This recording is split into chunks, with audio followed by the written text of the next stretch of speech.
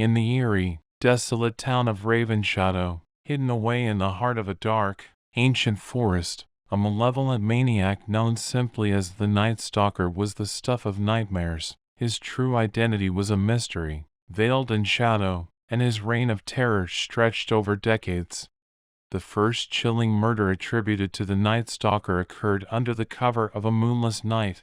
Amelia, a young woman known for her radiant beauty, was found brutally slain, her throat savagely slashed, and her face etched with ominous symbols. It was the beginning of a nightmare that would haunt Ravenshadow for generations to come. As the weeks passed, more victims fell prey to the Night Stalker's insatiable appetite for bloodshed. His targets seemed chosen at random, their lives snuffed out without rhyme or reason. The townsfolk were gripped by fear, barricading themselves indoors after nightfall, praying they wouldn't become the next victim. Local law enforcement launched a relentless investigation, but the Night Stalker proved to be an elusive and cunning predator. His sinister calling card, the cryptic symbols etched onto his victims' bodies, offered no clues, leaving investigators baffled and helpless. With each passing month, the Night Stalker's malevolence grew. His murders became more gruesome, his symbols more twisted, and his presence more sinister. Ravenshadow transformed into a ghost town, its once thriving community reduced to a shadow of its former self. Years later, a brave journalist named Emily arrived in Ravenshadow. Determined to unearth the truth, she set up her base in the derelict town, embarking on an investigation that would risk her sanity and her life. Emily soon found herself immersed in the dark history of the Night Stalker, poring over old records, interviewing terrified survivors, and exploring long-abandoned homes. As Emily delved deeper into the mystery, she began to experience unexplainable phenomena. Whispers echoed through the empty streets at night, bloodstains seemed to appear out of thin air, and the symbols etched by the Night Stalker haunted her dreams. She could feel his presence, a malevolent force that seemed to seep through the very walls of Ravenshadow. Desperation drove Emily to conduct a séance in one of the abandoned homes, hoping to communicate with the restless spirits that lingered in the town. The ritual took a sinister turn as the Night Stalker's presence manifested, and Emily was left paralyzed with terror.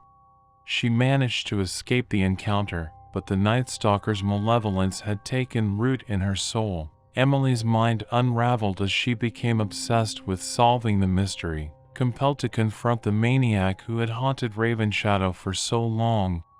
Emily's obsession led her to the heart of the forest, where she believed the Night Stalker's lair was hidden. She descended into the depths of darkness, following a trail of eerie symbols that seemed to pulse with malevolent energy. In the heart of the forest, Emily finally came face to face with the Night Stalker. He emerged from the shadows, a grotesque figure with hollow eyes and a wicked smile. His presence exuded an overwhelming aura of dread, and Emily knew she was trapped in the lair of pure evil. The Night Stalker's whispery voice sent shivers down Emily's spine as he revealed his dark intentions. He intended to claim her as his next victim, to etch her with his sinister symbols and add her to his macabre collection. But Emily, driven by a newfound courage, refused to become another victim of the Night Stalker. She fought back, engaging in a terrifying battle of wits and willpower, desperate to escape the clutches of the maniac.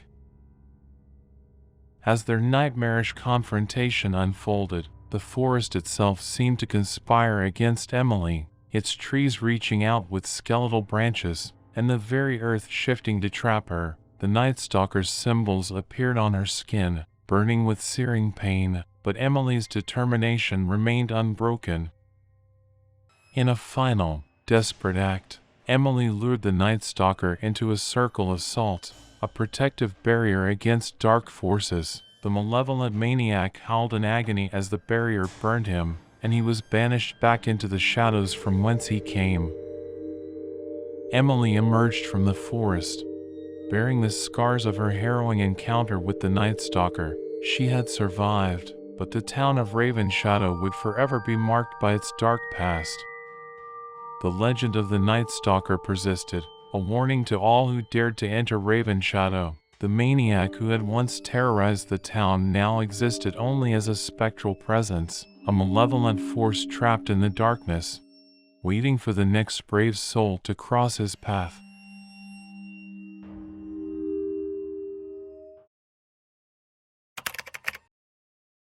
In my earlier years, I had a fascination with true crime stories, particularly those involving unsolved mysteries and elusive serial killers. I spent countless hours researching cases, reading books, and following news reports. Little did I know that my obsession would eventually lead me into the heart of darkness. It all began when I stumbled upon a chilling unsolved murder case that had baffled investigators for decades. The killer, known as the Silent Shadow, had a modus operandi that was as gruesome as it was enigmatic. Each victim had been brutally murdered, their bodies left in macabre poses that seemed to convey a cryptic message. Driven by an insatiable curiosity, I delved deep into the case, determined to uncover the truth behind the Silent Shadow's reign of terror. I pored over old police reports, interviewed retired detectives, and even connected with online forums dedicated to solving cold cases. One particularly stormy night, as I sat alone in my dimly lit study, surrounded by stacks of case files and newspaper clippings, I received an anonymous email. It contained only a single sentence: "You're getting closer than you should." My heart raced, and I couldn't shake the feeling that someone was watching me. I glanced out the rain-splattered window into the darkness beyond, but there was nothing to be seen. I dismissed the email as a hoax, the work of an overzealous online user, and continued my research. As days turned into weeks, my obsession with the Silent Shadow grew, and I found myself visiting the locations of the murders. I wanted to see the crime scenes with my own eyes, to understand the fear and terror that had gripped the victims. It was during one of these visits that I first encountered the darkness that would consume my life. I was exploring an abandoned warehouse on the outskirts of town, a place where one of the killings had taken place. The air was heavy with the stench of decay, and the walls bore the marks of a struggle long forgotten. It was there that I saw a shadowy figure lurking in the corner, its eyes gleaming with malice. My heart pounded in my chest as I tried to make sense of what I was seeing. The figure seemed to materialize from the darkness, its form shifting and contorting as it moved closer. I stumbled backward, my footsteps echoing in the desolate space, but there was nowhere to hide. With a sudden burst of movement, the figure lunged at me, and I felt a searing pain in my side. I cried out in agony, collapsing to the ground. Blood seeped from the wound, staining the cold, hard floor beneath me. The last thing I saw before losing consciousness was the twisted, malevolent grin of the Silent Shadow. I awoke in a hospital bed, my side bandaged and my body weakened. The doctors told me I had been lucky to survive, that the wound had narrowly missed a vital organ. But I knew the truth: the Silent Shadow had spared me for a reason. I realized then that my obsession with the case had brought me closer to the killer than I had ever imagined. The darkness that had enveloped my life was no longer confined to the pages of police reports. It had become all too real. As I lay in that hospital bed, I knew that the Silent Shadow was still out there, lurking in the shadows, waiting for the right moment to strike again. And I couldn't escape the chilling realization that I had unwittingly become a part of the very story I had been so desperate to unravel.